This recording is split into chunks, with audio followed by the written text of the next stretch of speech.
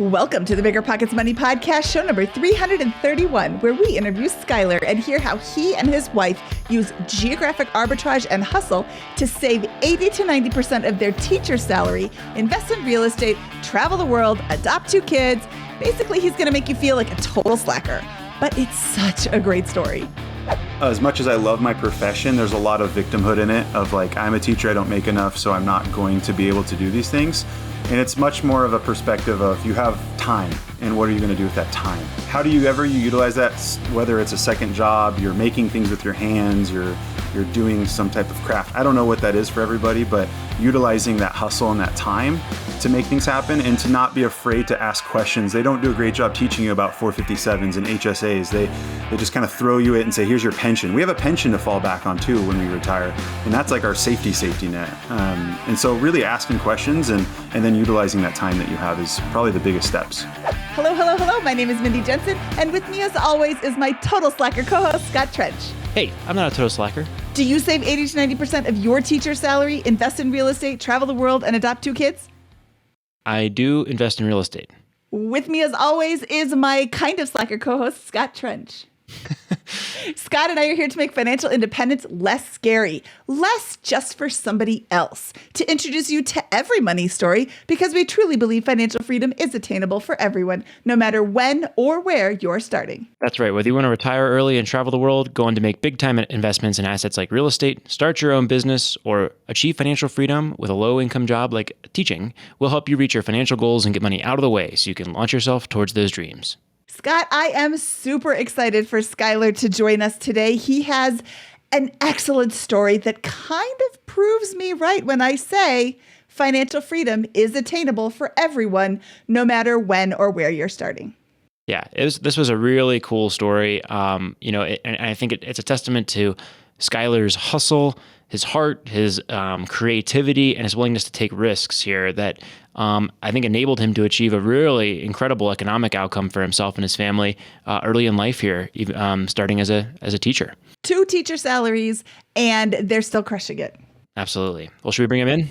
Skyler, welcome to the BiggerPockets Money Podcast. I'm so excited to talk to you today. Yeah, thanks for having me. Excited to be here.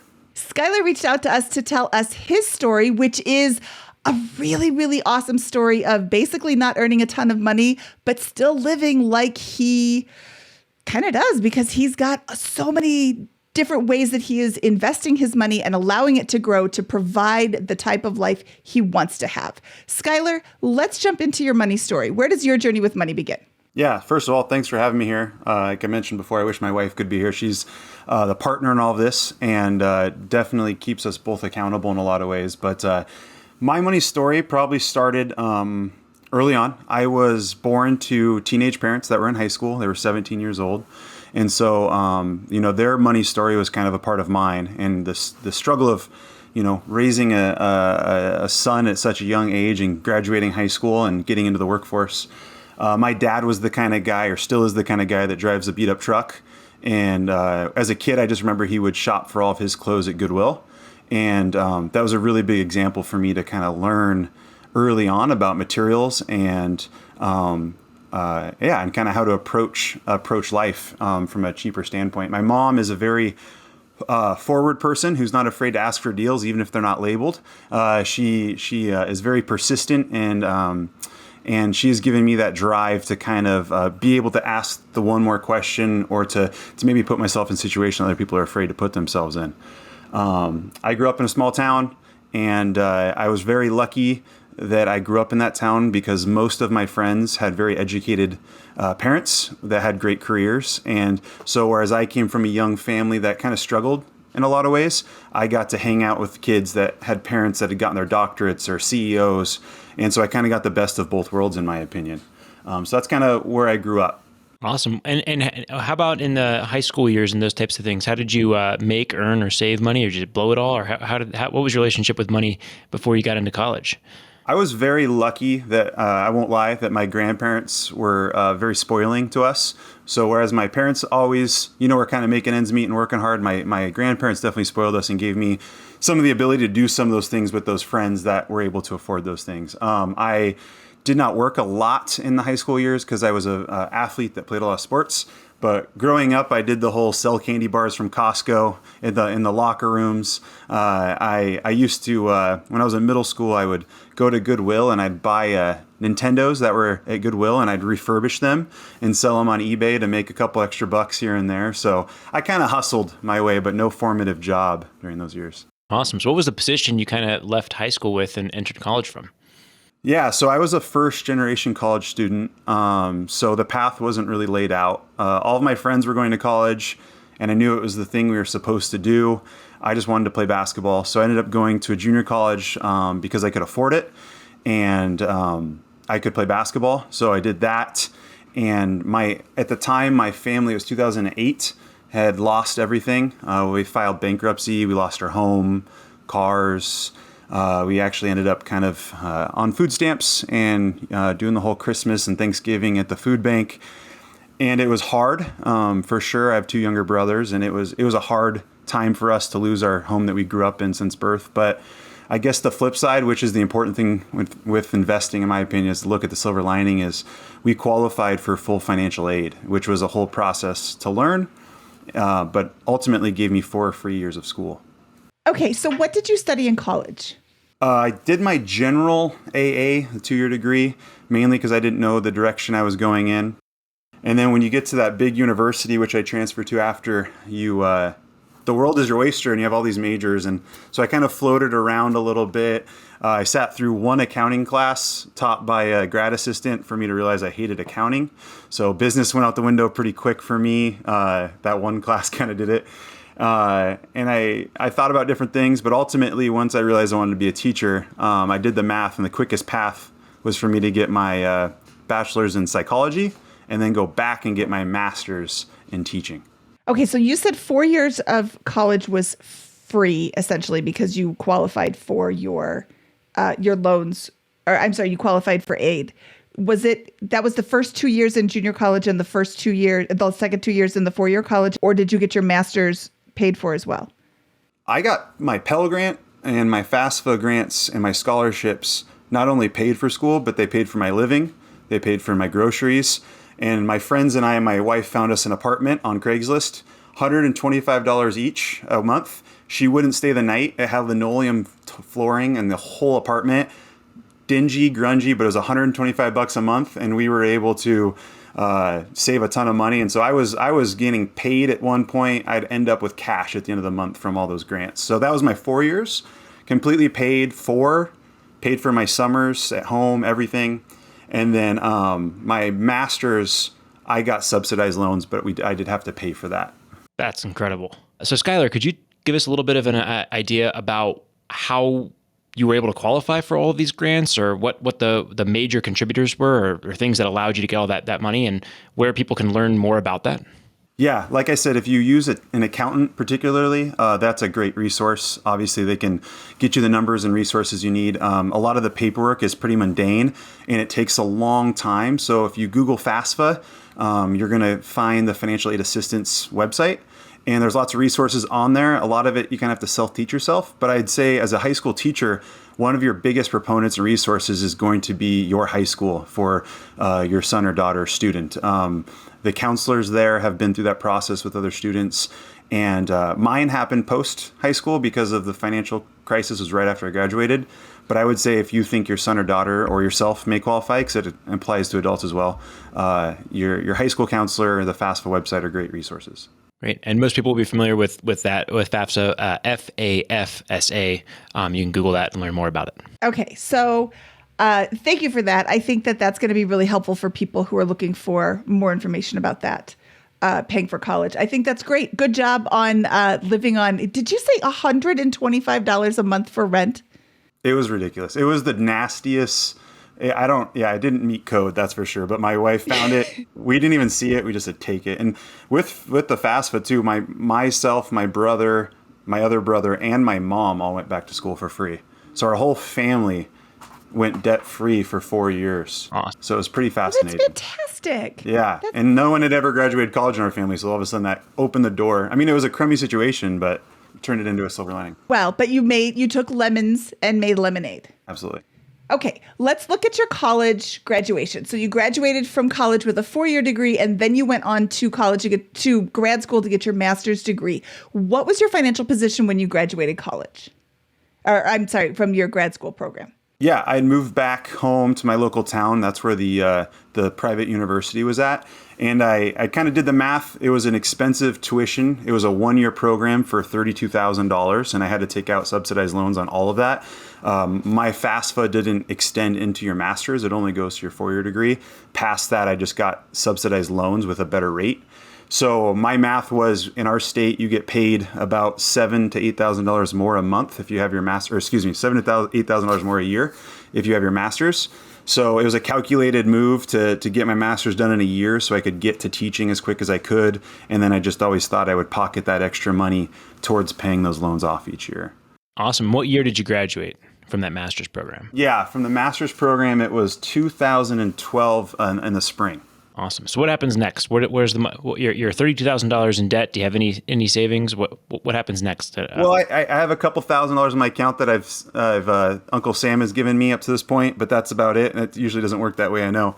But at this point, I'm already a frugal person, so I'm staying at my grandparents' house for free. That spring, I graduate. That summer, I get my first job.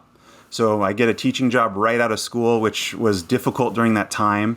But growing up in that area helped me get a job. And so that first job with the coaching stipends, I was making about $48,000 a year. And we can kind of start getting the numbers, I guess. So yeah, I was making about $48,000 a year. And I ended up moving into my friend's basement, and I paid $500 a month for rent. He was very gracious to allow me to do that. It was a nice little basement setup. And I was saving those first few months. I was saving about $1,500 to $2,000 of my $3,000 paycheck towards my loan. So I just started aggressively hammering out a used car. It was great. I thought it was nice, worked well, and I just started hammering out the debt at that point. So I'm paying off about $1,500 to $2,000. At this point, I knew I wanted to coming from a family that had lost everything, home, cars, all this stuff. I was just really scared of debt.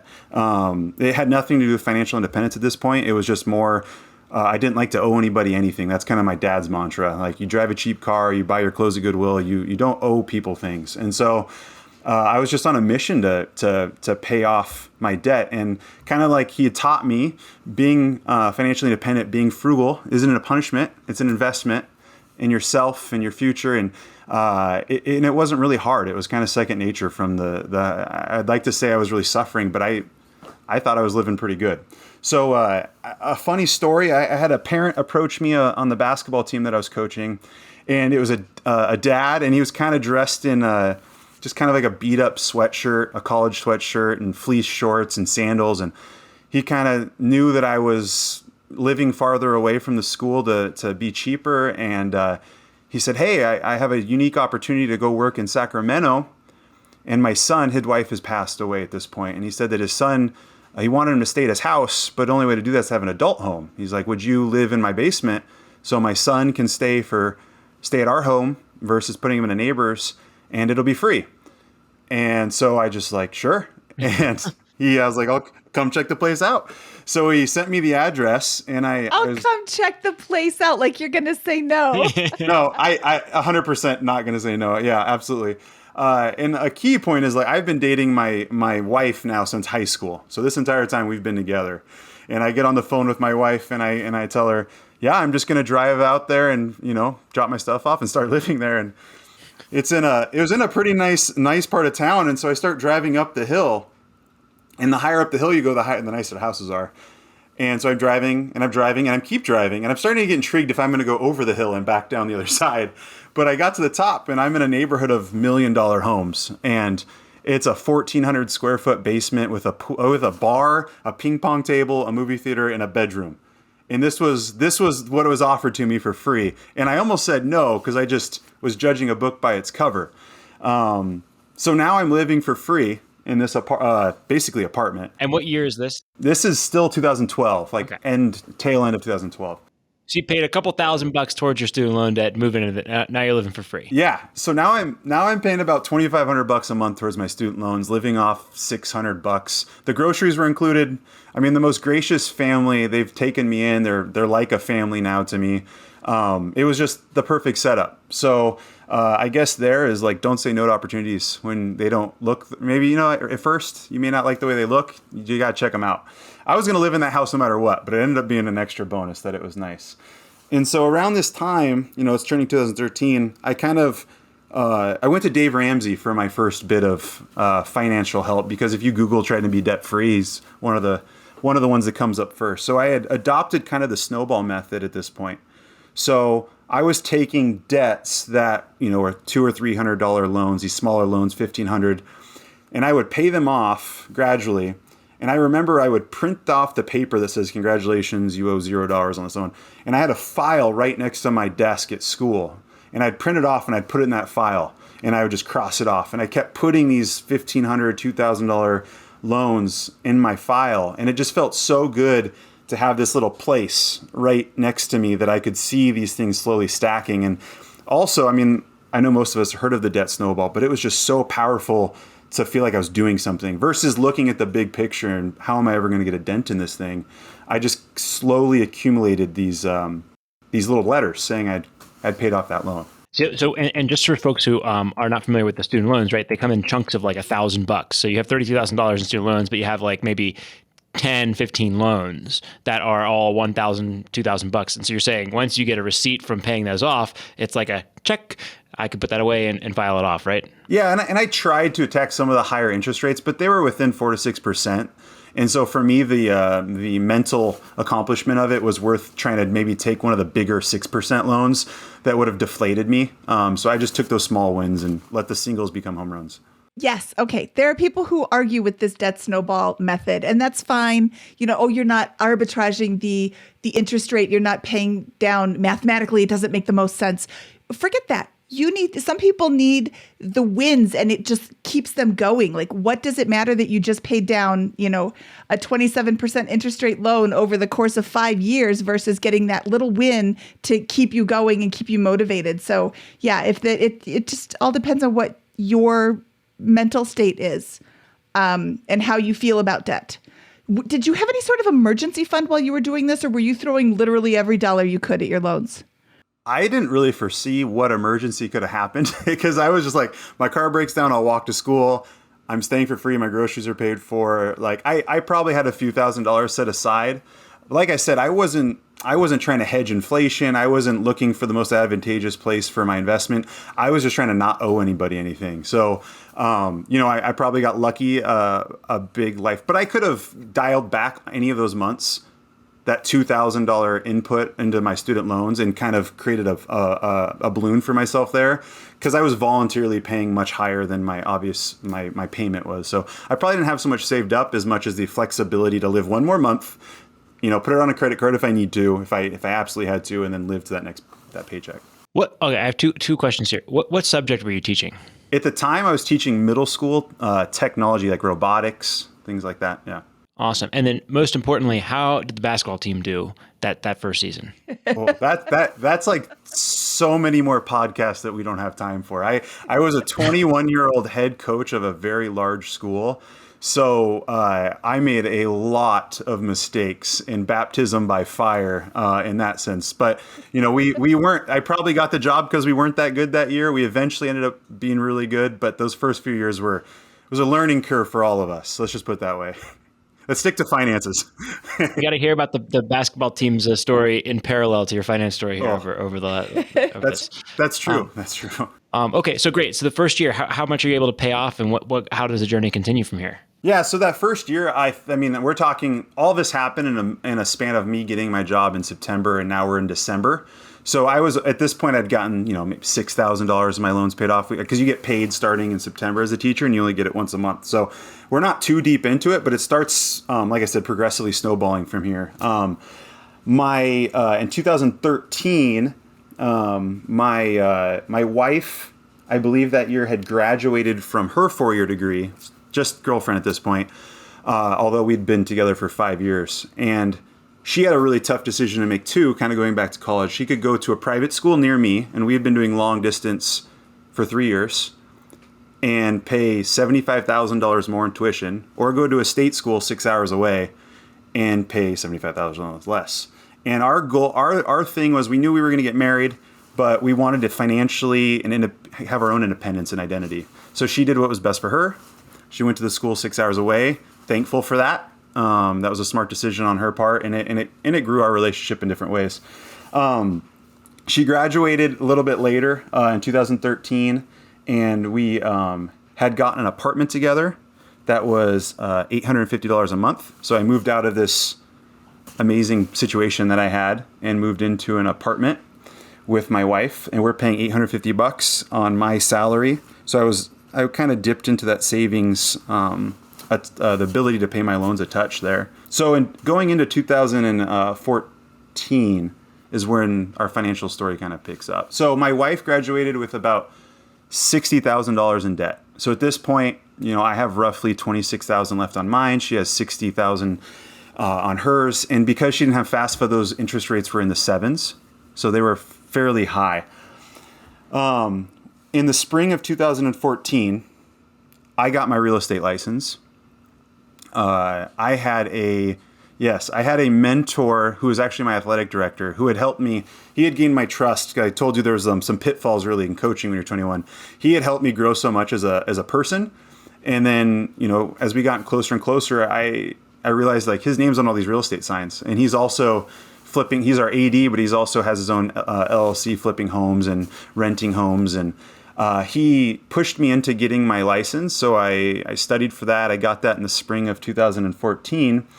And I kind of got to work right away. And I asked him if I could say his name. His name's Josh Gibson, and he's down here in Southwest Washington. And I owe him so much. He works for Berkshire Hathaway, and not only has he been an amazing realtor, but amazing friend and mentor. And I'm very grateful to have him in my corner.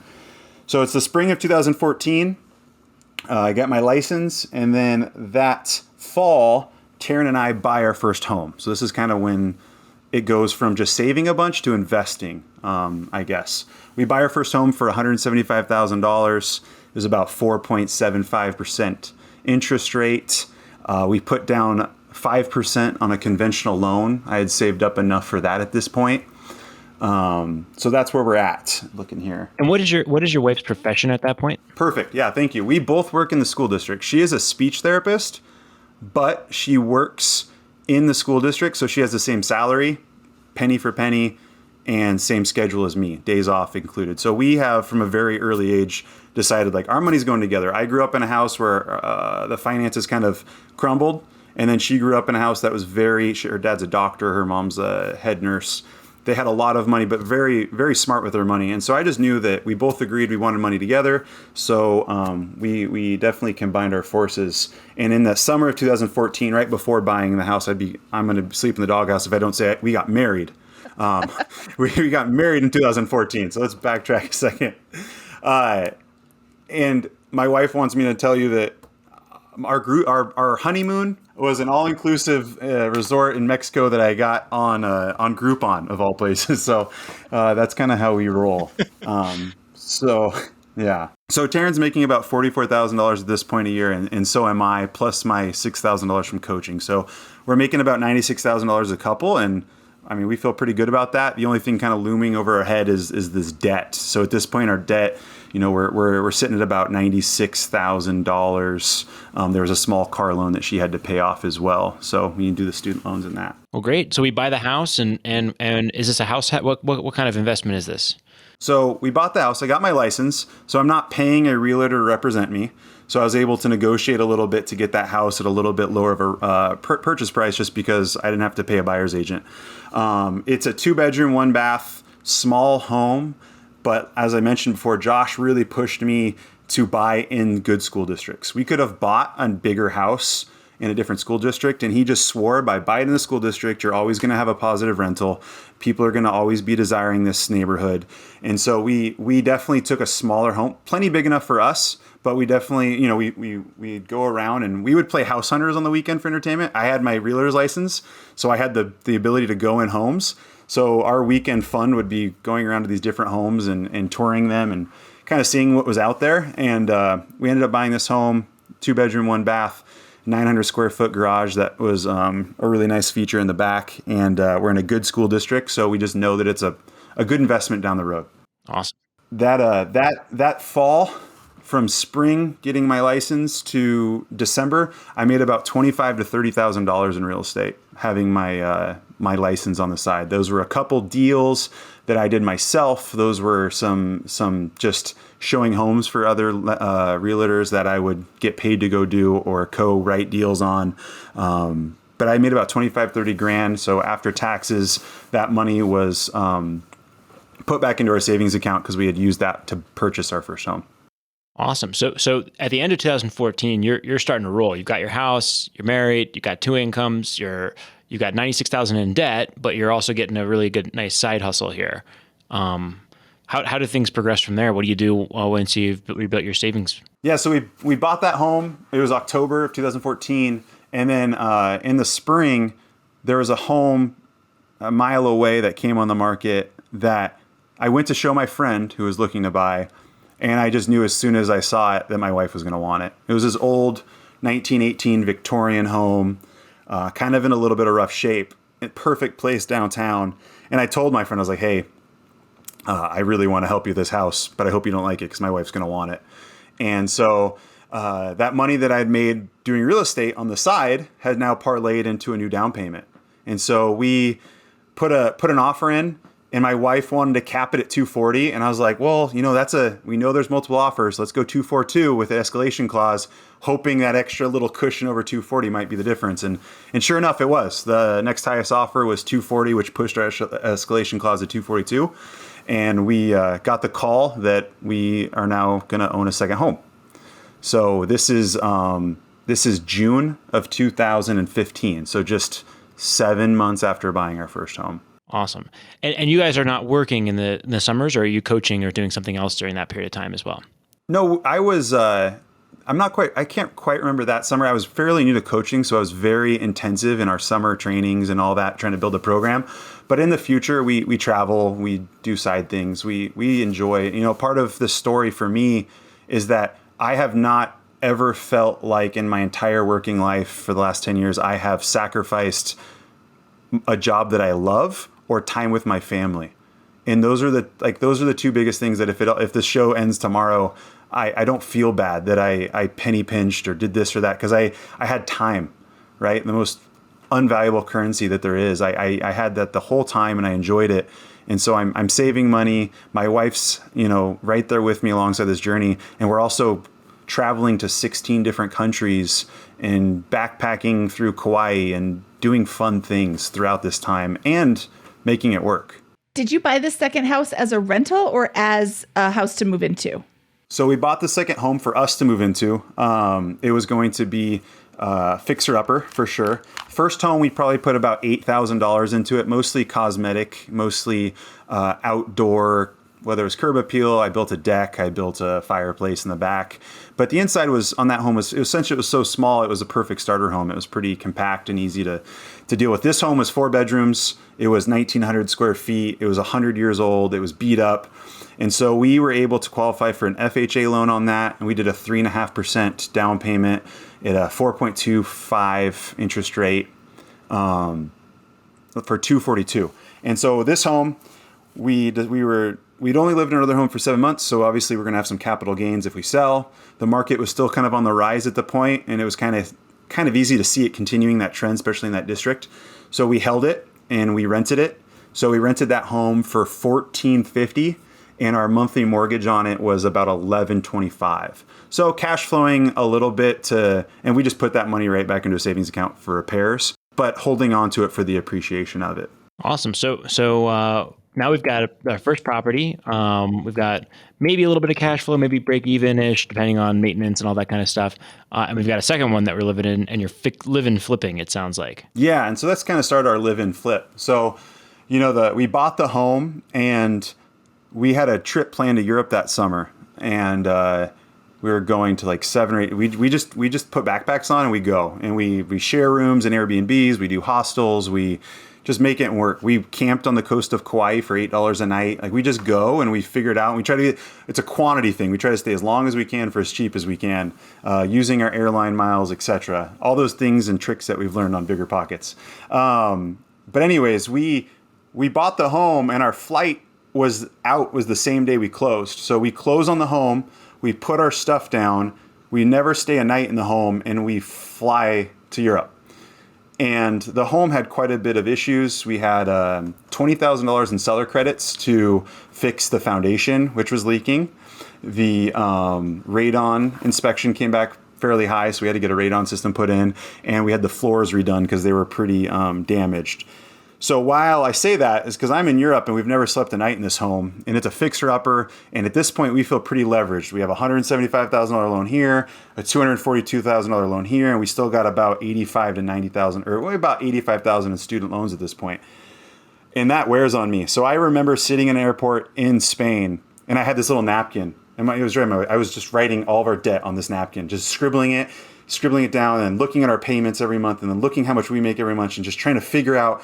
I wanted to be debt free by 30, but now we have 2 homes and it won't happen till we're 40. And there's just no way this math, and I'm just stressed. I'm having nightmares that the house is crumbling at home, this new home that we built, because there's foundations getting fixed. So I'm having nightmares this house is crumbling while we're in Spain. And now we have a home that is worth nothing. And so my anxiety had now peaked. We had a good trip, but we felt very leveraged at this point. It works out in a second, but that's where we're at. Spoiler. Yeah, it does work out. So yeah, the envelope situation was a little chaotic. But so we get home, and right away I go to town. We still have a month left in summer, so my dad is extremely handy. He worked in HVAC for years. Taryn's family's lived in old homes. They're from the East Coast. So my wife's dad's helping me. My dad's helping me. I'm just learning as we go. We're tearing down walls. We're redoing floors. We're fixing this house up slowly. We get it to a point where we can refinance it out of the PMI. So we refinanced, I think it was $315 as a value of the home. So now we're able to get out of PMI. So our mortgage payment went from $1,850 a month down to $1,400 a month, and that was the goal, was to get out of that. Awesome. Yeah. The refinance was a huge thing for us to get out of that PMI, get it down. So now we're sitting at $1,400 a month, which is very doable on our salaries. We're pulling in about $6,500 a month after tax at this point. And so we feel pretty good about this. We're still paying off debt, about $1,000 to $2,000 a month. 2016. How did the basketball team do that year? Better. We're getting better. We went to state for the first time in 52 years. Oh, wow. So in 2015. 2015, we were good, but not great. But we were getting better. Yeah. All right. Yeah. Maybe my lack of focus on it and the ability of other things was what led to it. Or I just wasn't a knucklehead. When I started coaching, I was 3 years older than the seniors. So there wasn't a lot of separation. And so you can imagine that was a recipe for some disaster. When we were living in this house and I was working on it, I was coaching, I was teaching, I was doing real estate. And obviously when we bought this new home, again, I didn't have to have a buyer's agent commission when I bought this last house. I was also driving Uber on Saturday and Sunday nights. It had just opened up in Portland. Like this was the beta test, like when Uber was brand new. And so I signed up. They only allowed a few hundred drivers at first. And I was making $200 a night on the weekends driving Uber. And so that money was strictly kind of my way of making up for maybe having to pay a higher mortgage and not able to put as much money towards my student debt. So I was driving Uber on the night, and then I'd wake up and try to do an open house, try to show some homes to somebody, try to do something and stay involved in real estate. 'Cause having my real estate license, we made some money doing it. At this point, in 2016, I made about $45,000 in real estate selling homes. Wow. But I also was able to meet people, right? You rub shoulders with wealthy individuals or smart individuals, and like guys like Josh, and that was invaluable. Just like learning it, because I came from a not a very well-off family, so being around these people, surrounding myself with these people, they were my financial circle. They tell you to. I didn't actually regroup my closest friends, but I had like my friend group, and then I had my financial friend group, and a lot of them were involved in those real estate. So I had made a good chunk of change from real estate. I was driving Uber, coaching and teaching, and we were doing pretty well. We we decided in 2016 to sell the Weir Street house. And so this was our first real estate deal. We sold it for $240,000. We bought it for $175,000. I didn't have to pay for a commission for an agent because I sold it myself. And we had a $50,000 check handed to us. This was after our capital gains. We had $50,000. I paid that right away to my aunt, our accountant. And we took $50K, and we were 27 years old, and we had a choice. We have $50K. We have $42,000 left in our student loans.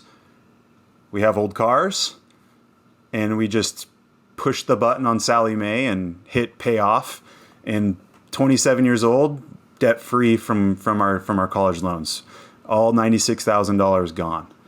And it was that moment writing that a year earlier, I was writing a napkin in Spain thinking it was going to take me until I was 40, and it worked out.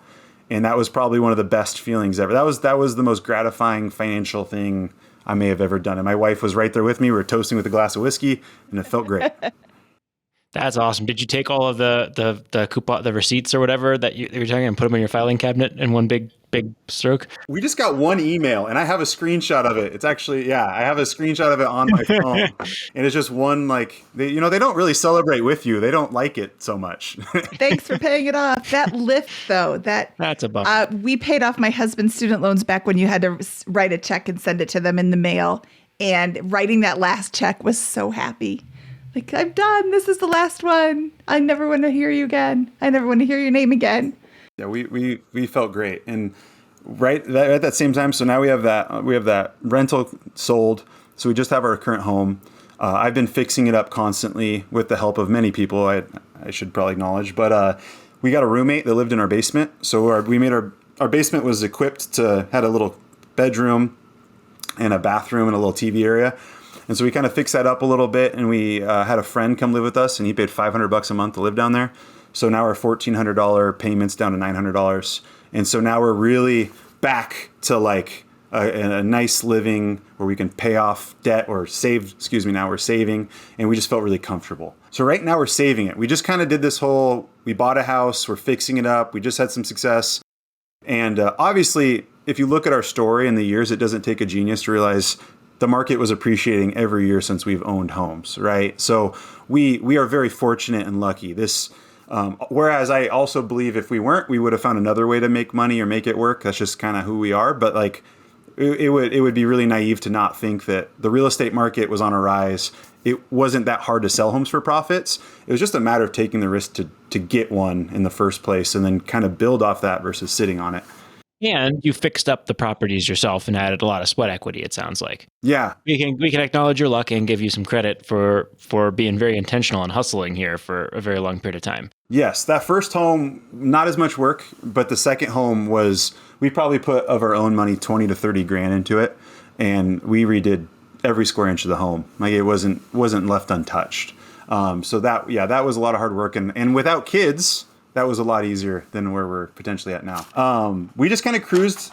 We went on some trips. We did like that Kauai trip where we were backpacking, and we got a beach permit for $8, and we just called it our own little resort, and we could open up we literally slept on the beach. And that was just kind of the style that, that's how we vacation, and we had the time to do it. We're now 28 and debt free. And I had gone through a lot with coaching and teaching and kind of being in one town and really grinding. And my wife stuck with me through all of that. And so we wanted to change. And my wife made it a deal with me that after 5 years in this town that we would try something different. She wouldn't marry me unless I committed to leaving this town at some point, just because she's moved a lot and didn't want to be stationary. And then sure enough, that 5th year comes around and she looks at me and goes, you promised me we'd move. And I was like, but we got all this going for us. We got this great house. We just finished remodeling. She goes, you promised. So I made a deal that I could explore coaching in college if we would move. So I found a gig coaching at a college as an assistant coach that paid peanuts. But because we'd set ourselves up financially and debt free, and she had her job and was getting paid well, that we could afford to move to this new town. I would work for peanuts. We would rent a house, which at first just killed us to our bones, but it made sense for the time being. We rented a home. She worked. She was making at this time, in the state of Washington, teachers had renegotiated her contract. So now she's making around $52,000 a year salary. So we have enough money to rent this house. And this is 2017? This is 2017, yeah. And so before we left, we had to decide, do we want to rent this home or do we want to sell this home?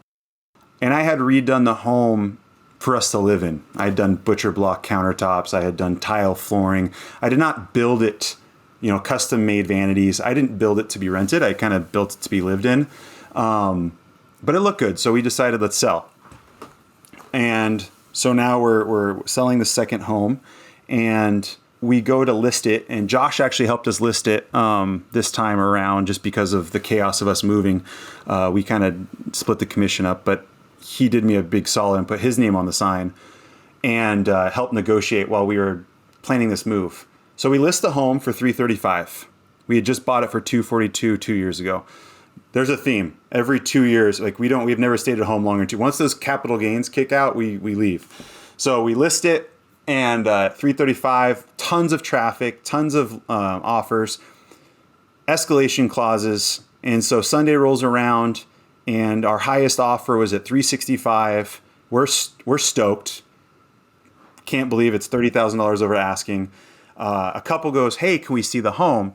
And at this point, I'm exhausted. I'm like, Josh, I just kind of want to be done. He goes, let's let them look at it. What's it going to hurt? Well, tell them you're looking at offers in an hour, and they need to put their best foot forward. And so he does it, and they go tour the home. We're out for a hike, and he calls me, and he goes, you'll never guess what. And I was like, what? He goes, they just offered you $400,000. And I was like, no way. And I was like, part of me as a realtor was mad because I knew what they were doing. They're putting their foot in the door to get it, waiting for the appraisal, and then potentially renegotiating back down. So part of me was a little upset because I didn't think the home would appraise for $400,000. It was maybe worth $325,000, $335,000 anyways. So I was a little frustrated, but also excited. So we fast forward. The appraiser was from a city nearby, not from our city, from a large metropolitan city. And he counted the basement with no egress. He counted it as a bedroom. So he put a fifth bedroom on the house when it didn't have one, and messed up he counted the full square footage of the basement. All these little things that made the home. And so the appraisal came back $400,000. And so we continued through with that deal, and we closed on that house, and we made about, we netted, obviously we invested some of our money to it. We netted about $132,000.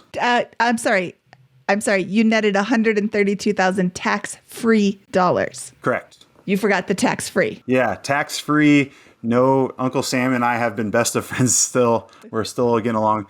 And so the importance of this money was that my wife and I have always wanted to adopt. My mom was adopted. Her birth mother had her at 15 and put her up for adoption. My grandparents adopted her. My grandparents were like my saving grace as a child. They were the most kind, sweet people ever, and they're why I have a good head on my shoulders. And my other set of grandparents had adopted my aunt. And I just have always had a heart for adoption, and Tara and I have been together since high school, so it's a conversation we had many times. But adoption is very expensive. And so part of reason to be on this podcast was just kind of using real estate or other investments to fund your adoption is a message I'd really like to share because it's overwhelming. The average domestic adoption in the United States is $52,000. Wow. So a lot of people don't realize that there's other ways to adopt. There's lots of ways, international, domestic, foster care, and there's lots of kids in need in all of those. One is not more significant than the other. But we wanted to adopt. And when Josh sent me my net sheet, I said, if it hits this number, we're going to use that money to adopt. We don't need it. Like we have our cars are fine. We're going to use that money to adopt. And when the appraisal came back, I said, how'd the appraisal do? And he sent me a picture of a baby emoji. That's all he sent. And that's how we knew that it hit that number. And it just felt like the world had been so good to us. And we paid off our debt. Now we're here at 28 years old with the funds to adopt, which we were stressed out that we would never be able to start our family through adoption. And I'm going to a new town to start coaching college. So I kind of thought our financial journey was kind of done. And now we were just going to live like this sedentary, normal life, right? You get your paychecks, you kind of live paycheck to paycheck. I don't know. I just kind of thought it was done and we'd hit the jackpot. Okay, so we have a $130,000 check where we have no debt whatsoever. It sounds like in your whole life at this point, and you got the ability to adopt. What happens next with the new town, 2017? Yeah, going through it quicker. The job at college was fun. Wasn't the best. I just couldn't get through it financially, that I wasn't making good money. So we adopted our daughter in 2018. We'd gone through that process and we got our daughter. In 2018, 1 week, we adopted our daughter. We signed on a new home in our new city. And I got a new job coaching and teaching high school in a different town. So now we're both back to making money teaching. We have our daughter and we've bought a new home, a new fixer-upper, another 67-year-old home. We live in this home for 2 years. During that 2 years, we decide to max out our HSAs. We decide to match out our 457s and on our Roths. So my whole point with all of that, and I know you guys have covered those with a lot of other guests, was we wanted over $100,000 of net worth protected in assets that if anything went bad, we lost our jobs, anything happened to one of us, that we had access to that. Not only that, we were tax deferring all of our money. So for a year and a half, we would come in at about $22,000, $30,000 of actual taxable income because we'd been maxing out all of those accounts. How'd the basketball team do at the new school? We were pretty good. I got lucky. Yeah, I got lucky. All right. I got lucky. Or maybe I'm learning how to coach along the way. Yeah. So at this point, I had taken this house down to the studs in most of the rooms and redone them all. I'd fallen into a shop teaching job at this point, so my skills were accumulating being a shop teacher. And 2020, obviously COVID hit. At this point, we'd built up the HSA, we'd built up the Roths, we've built up our 457s. And we were at home a lot because of COVID, teaching from online. So I sped up the homework, and we decided to sell our home that we had just finished reflipping, and it hit 2-year mark. So we got right out of capital gains. We bought that home for $355,000, and then we turned around and sold it for $516,000. We took that money and we saved a lot of it, and we adopted our son. We paid for that home flip for our second adoption. So now we have our kids, our family, we're still debt free. We take that and we finally buy a house that we don't have to fix.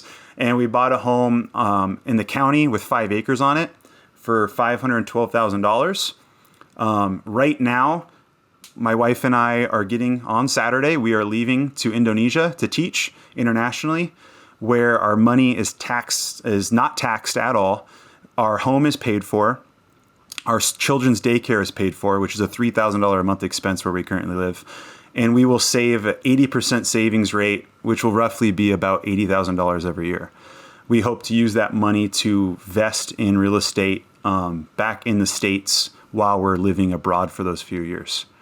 We kept the home that we bought during COVID on 5 acres, and we are renting that to friends at cost of mortgage because we just wanted to know that we had the safety net of coming home from internationally if we wanted to come home. That's amazing. So we've done several flips to this point, or two flips. 3 flips. Three flips. One was the first. So you have property number 1 that you bought for $175 and sold a few years later for like $240. Yeah.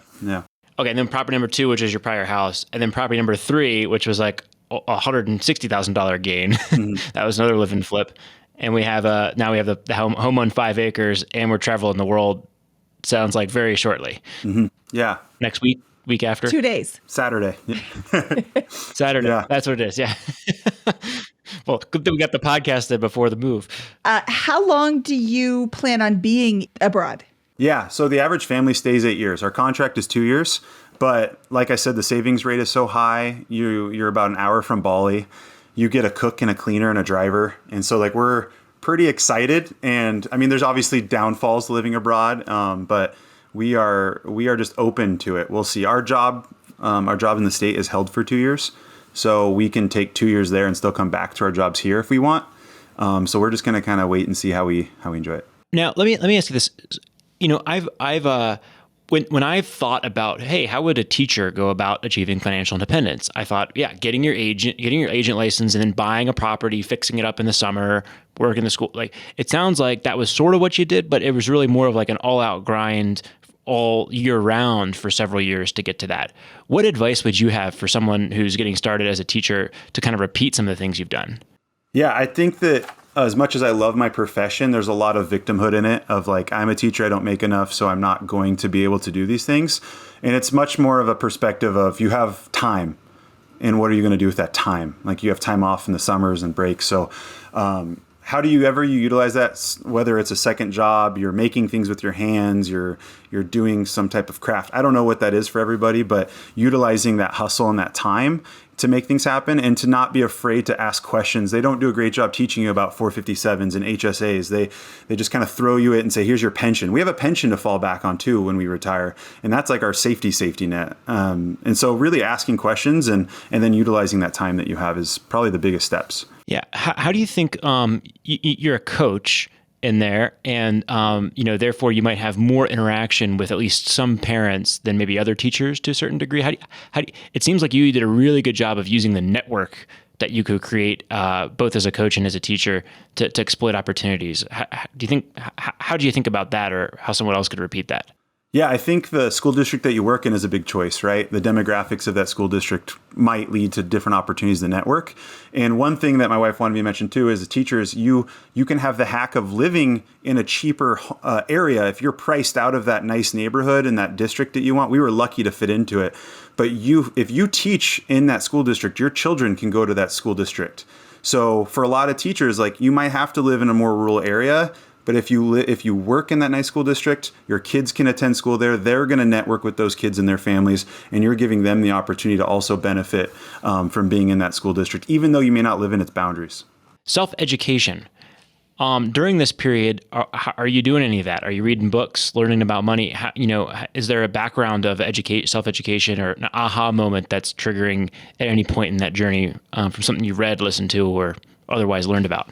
Sounds like Josh, for example, was a big influence. Josh was a big example, but he only has so much time in the day, and a mentor wants you to do it on your own a little bit too. So for me, it was BiggerPockets. Real estate at the time was the only podcast you guys had. It was just, I'm a big input equals output person. So the more you take in, like I said, 15 to 30 minutes every day of some type of financial input, real estate, whatever, honing your craft, owning your own business. I was listening to podcasts, listening to ebooks, talking to friends, putting myself in my real estate business. I was putting myself in networking circles with mortgage loans and life insurance people, and just figuring out how other people did it, because I was just smart enough to follow the path that was there.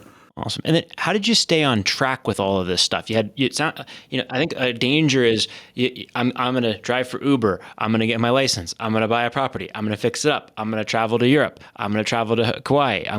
How did you kind of stay consistent across this long period of time towards these goals? I would say, obviously, I'm a pretty big Excel maniac. So I had a pretty big running tab Excel sheet that kept everything financially for numbers engaged. But I had my family that had lost everything in 2008. And I just had like a burning desire to set a path for my kids like my dad did for me that was better. And so we just had goals. It helped that I had a partner that was so consistent and reliable, and I'd been with since high school, and we knew each other so well. And like I said, it didn't feel like a punishment. It was a game. I was a former athlete, so it was a game. Like, how am I going to get there? And I'm just so used to, I'm going to outwork somebody for something. I'm not going to lose. I'm just going to work. I'm going to do Uber. Okay. Then I'm going to do this. I'm going to do that. And I made it a game, and I just wanted to win the game. I think a lot of people on this path are super competitive, and they have to win. Yeah. And I would say that there's flaws with that too, though, right? Like, if I lose sight of anything, it's like time with my family, time investing in my own mental and physical health. And so there's definitely a consequence to being that intense on certain things, or impulsive and kind of bouncing around. So that's where having a partner that can kind of ground you is really important. And for us, traveling grounded us, and that's why we pursued that, and then time together for sure. Well, what a phenomenal story. Thanks for sharing this with us. I mean, wow.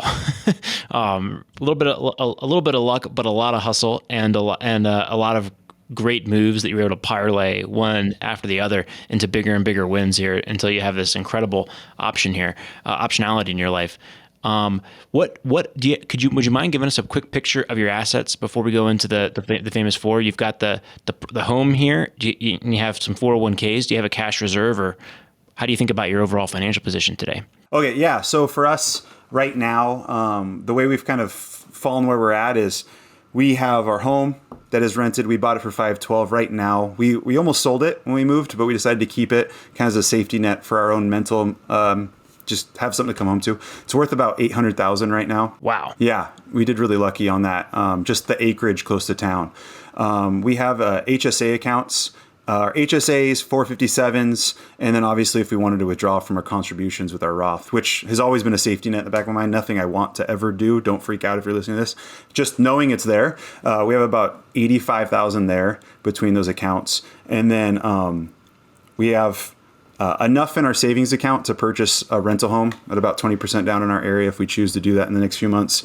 And then obviously we're heading into this ability to save quite a bit of money over the next few years in Indonesia, which is kind of a cash reserve that we'll kind of still playing around with how we want to use that. But debt-free. And I'd say the biggest investment of all of that is we have two beautiful, amazing children that came into our lives because of this story. One from Florida, one from Nevada. And it's the most amazing relationships that we've ever had with anyone, obviously with them and their birth parents. And all of that came from this hustle. And that is the best part of the whole story, in my opinion. That is the best part of the story. Well, phenomenal job. I can't wait to see how things kind of go for you the next couple of years. And we'll look forward to catching up when you get back from Indonesia. Thank you, guys. We ran a little long today, so we're going to have to skip most of the famous four, except for the most important question, which is, what is your favorite joke to tell at parties? I know you guys get this all the time. I had more anxiety about this than the whole podcast. And my kids are young enough that they laugh at anything I say. Yeah. Did you hear about the kidnapping at school today? I did not. Yeah, it's fine. He woke up. Oh. Excellent. Use that with your players. Yeah. And I don't have good jokes, so if you're listening at home and you cringe, that's A-okay. I'm more on the pun side of things. Well, Skyler, thank you so much for sharing your story today. This was a lot of fun, and you're right. Kids really do make it all worthwhile. I'm so excited for you and your family. Your trip sounds amazing. 2 years in Indonesia, 2 years minimum in Indonesia sounds fabulous. And I'm going to come visit you. Deal. So shoot me a line. Okay, awesome. Skyler, we will talk to you soon. Thank you. All right, that was Skyler and his super amazing story. Scott, I do feel like a slacker. How about you? Yeah, I mean, it's just amazing. I mean, I will say when I started my career, I was making $48,000 as an analyst with that, and had this like as a financial analyst, and I could see so many parallels in those first couple of years with Skyler's journey to a certain degree, with that. What's amazing, I think, is the way he's used real estate in conjunction, the networking opportunities that came with his profession to really leverage those initial results into huge outcomes over the last 10 years. Whereas I had to join a startup, for example. I'm comparing myself. But, sometimes you can't help doing that when you're thinking about folks who started around the same year on their journeys. I love that he is taking advantage of the Section 121 tax loophole. I'm doing little air quotes for those of you who aren't watching the video. The Section 121 tax loophole that says if you live in a property as your primary residence and own it for 2 of the last 5 years, you pay no capital gains taxes on any gains up to, you pay no taxes on any gains up to $250,000 if you're single and up to $500,000 if you are married. I hope to pay taxes on one of my flips sometime, because that would mean I'm making a lot of money. But this is such a great way it's another way to hack your housing. And look at what he's doing with his net gains, parlaying it into more properties and being able to fund what he really, really wants, and that is to adopt children. Well, what a wonderful story. Awesome success story. Can't wait to see how the next couple of years go for him, and we'll have to catch up with him when he returns from Indonesia. That would be awesome. Okay, Scott, should we get out of here? Let's do it. From episode 331 of the BiggerPockets Money Podcast, he is Scott Trench, and I am Minnie Jensen saying, till then, penguin.